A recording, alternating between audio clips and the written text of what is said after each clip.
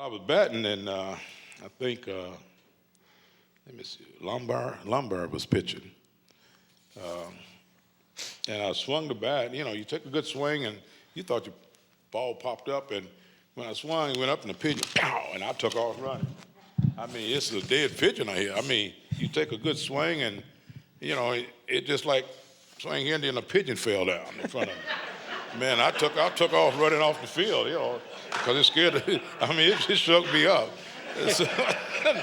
So, I mean, that's the first time outside when I seen that happen to Dave Winfield throw the ball and hit a pigeon. But that was, you know, that's the true story. I mean, it scared me, and it took a while for them to get me back out there because, I mean, there's something wrong here. You know, you swing at a ball and a pigeon fall in front of you. But that's a true story. Miguel Cabrera just hit his 300th home run. Yeah. Willie Horton hit the 300th home run. You thought you'd hit your 300th home run on June 5th, 1979, off of a guy named John Hiller, who also came to Jamestown. You get the theme here? Tell me what happened there. We was in the dome, and I guess that when they moved the speakers. You were in Seattle at the time. Seattle. Yeah. And I hit the dome, center field speaker in the dome. And when they hit that ball that came to Detroit, I hit that ball hard. I hit it hard.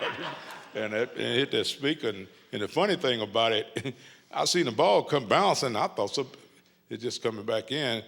And I had I'm probably no catch. I had to run back to first base. you know, that's the longest single there in the history of baseball. But I had to run back to first base. But then the next night, I never forget that. The next night, I told my wife, I said, well, Jack Moore's pitching the next night. And I said, I'm going to go out there the next night. I said, but make sure you're at the park the first inning. She said, what you mean? I said, well, I'm going to set Jack up in his own game tomorrow. And that's the first time I ever tried anything like. I said, I'm going to set him up, and I'm going to let him set him up where he's going to put me to sleep, and that's when he's going to knock me out and give me his slider. I said, but when he get in this stretch, I'm going to walk, and I'm going to hit that much ball outside. And I said, but if that ball don't break, you be coming up to Swan Hospital up the hill. And that's the only time my whole career that I said, I'm going to try to get it over with, and I did it. And just by the grace of God, the ball was out there, and I went out, and I hit the back wall on that one. Wow. I'll never forget that. But then, you know, I was enjoyed it. I was going around the base happy, and I was crying because playing against the Tigers, them 3 years that I wasn't with them, it was just I'm playing against myself. 1968, you were fourth in batting average, second in home runs behind Frank Howard, who became a friend of yours. As you were going into that World Series against the St. Louis Cardinals, we saw vignettes. Where did you think Lolich would fit into that? I know you thought maybe that was going to play out a little bit differently. Well, we go back through the course of the summer and through the season, and we as players, we kind of look going out every day playing. We kind of pick Lolich. We kind of pick Earl Wilson. If we win it, don't be the key to us winning the World Series because they went on disabled a couple of times through the summer. Didn't pitch that many innings like McLean. I think McLean pitched over 400 innings, I think. Wow. But we kind of picked them two guys, and so happened that Lolich had an arm, and right today he never had a sore arm, and he was an amazing guy in the World Series. He won 3 games, and that last game, Mel just wanted to see he was going to try to mix and match pitches, get 2 innings, and Lolich would give me the ball, and he pitched the whole complete game. That's the type of arm he had, but. He a type of guy I never see him put no ice on his arm. He'd give me the ball and went out and pitched. But we had some guys. I think the staff we had, Joe Sparmer, great quarterback from Ohio State, had a good arm. We had guys kind of with the ability around. They kind of pushed each other, and I think, and that's what brought out when they excelled. Well, we saw the play, Game 5, when you threw out Lou Brock. The guy who hit the ball to you, Julian Javier, started in Jamestown, New York. Okay. It all connects, all comes together. Was Was it much? I mean, was it just sort of a reaction? I mean, did you Well, give? no, I tell kids, you know, playing outfield, I hate to hear young players say get bored in the outfield, because you should never get bored. If you do your job and learn your job, you should learn all the reports. And what made that play that Lou Brock being successful and brought the base stealing back in the game. And reading the reports, I read it, outfield read it, catchers read it, freehand. From All-Star break on, Lou Brock be on first base. He used to go around second and drift into third. And same thing he did on second. The base hit, he used to go around third and drift on in home plate. Then the coach didn't help him because that's Lou Brock running. And the guy on a deck circle should be telling him slide. He probably talking to somebody because Lou Brock don't need no help. But outfielder kind of set that up internationally because they just started lobbing the ball back.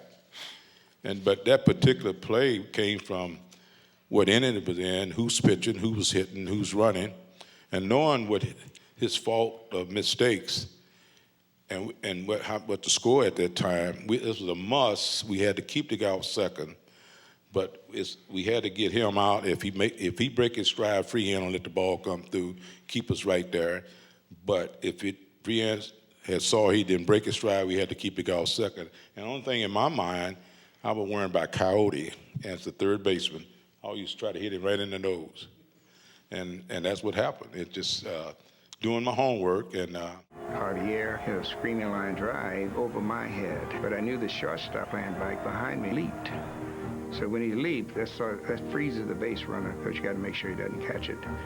And then there was a race home. When you play tight games, especially World Series, you have blowouts, but you always think things might happen. My job hit Coyote right here.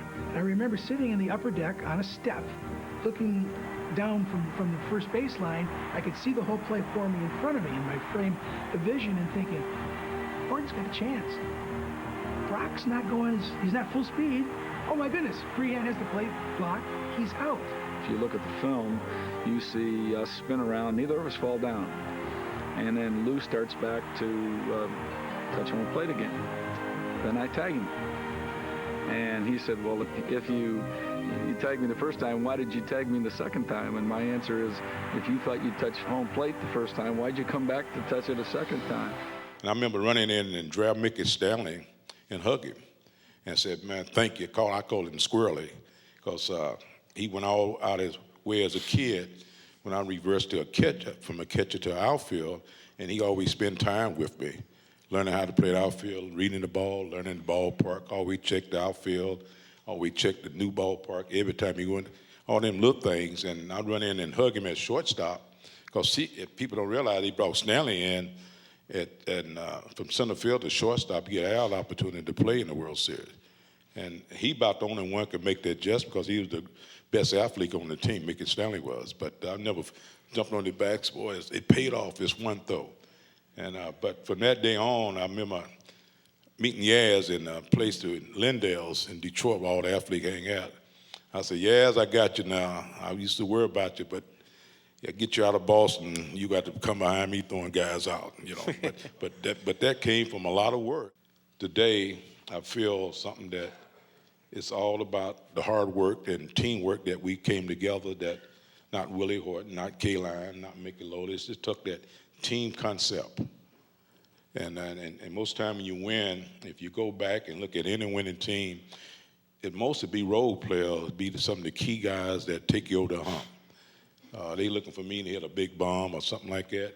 It's little things that win ball game, and if you watch the World Series, most of them go down and be them little things that win the World Series. And on July 15th, 2000, Willie was immortalized with the highest honor in Tigers history, the retirement of his number 23 and the unveiling of his statue, as there is just 6 of them along the team's Walk of Fame. Willie's done amazing things in Detroit, and he's a focal point in this town. Detroiters love him because he's one of them. He symbolizes what Detroit is all about. Whether you're black or white, you appreciate what Willie has accomplished because he's shown that with a lot of hard work and determination, you can make it. Signed, Al Kaline. Well, ladies and gentlemen, Willie Horton.